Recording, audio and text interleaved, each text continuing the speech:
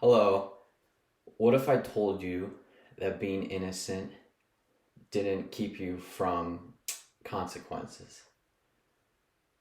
That's an interesting question because today I'll be talking about Pope Innocent III. I would like to argue that he is the most influential pope of the Middle Ages. First, I will examine how he flipped power from the monarchs back to the pope. So he elevated the superiority of the Pope over the other leaders of nations. Then I will examine how he helped to further establish church doctrine and certain church, I guess, standards for both the people and the aspects of the Mass. Um, so let us first look at how Pope Innocent III raised the power of the Pope. Um, First, he flipped the power from the monarchs. The first case of this is in Germany.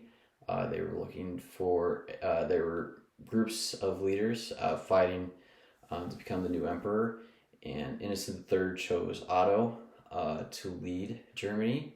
And once Otto lost his favor by not obviously following the way that Innocent thought he should be ruling, he chose someone else, Frederick, to take over Germany. And part of the deal is that Frederick would have to give back some territory that used to belong to the Pope in the Vatican, the Holy See, as most people know it.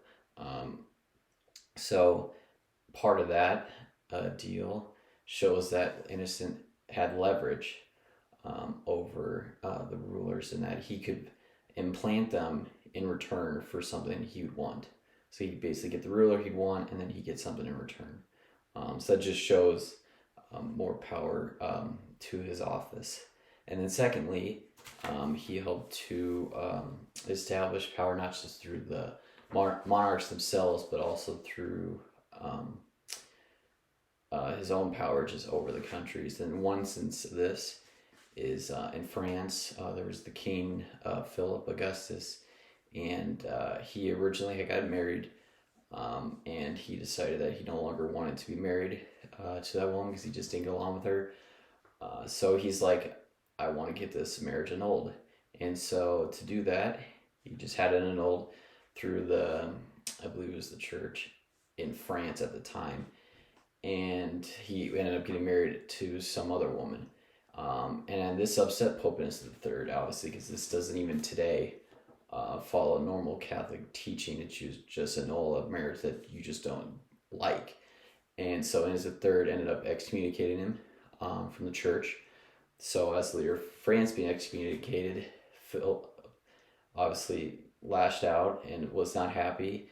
And so Innocent set a legate, and if he didn't, recant his actions, Innocent was going to impose an interdict over France, which is basically a stoppage of all ministry and Catholic, I guess, activities. And so he did, because Philip didn't um, admit his fault. And so in that sense, the people of France were upset because they couldn't, go to church and stuff. So let us now move to his council, so his doctrinal teachings. So there was one council, the Fourth Lateran Council, that he created, and they established a bunch of doctrines: transubstantiation, confession once a year, certain clergy practices, like the clergy had to be celibate, sober, they couldn't hunt, they couldn't trade, those kinds of things, and so that helped establish the foundation for future Catholics in the church. And so let us review what I've just gone over. So Pope Innocent III was obviously the most influential pope during the Middle Ages because he enhanced the power of the pope through his dealings with foreign leaders, and both implanting them and then also coercing them to follow what he wants, or they're going to pay for it. And then secondly, I examined how he implanted rulings doctrines in the church through the Fourth Lateran Council, both in terms of clergy, the confession, transubstantiation, those kinds of things. So there's no doubt in my mind that Pope Innocent III was the most influential pope in the Middle Ages, as no other pope came near him in terms of those accomplishments.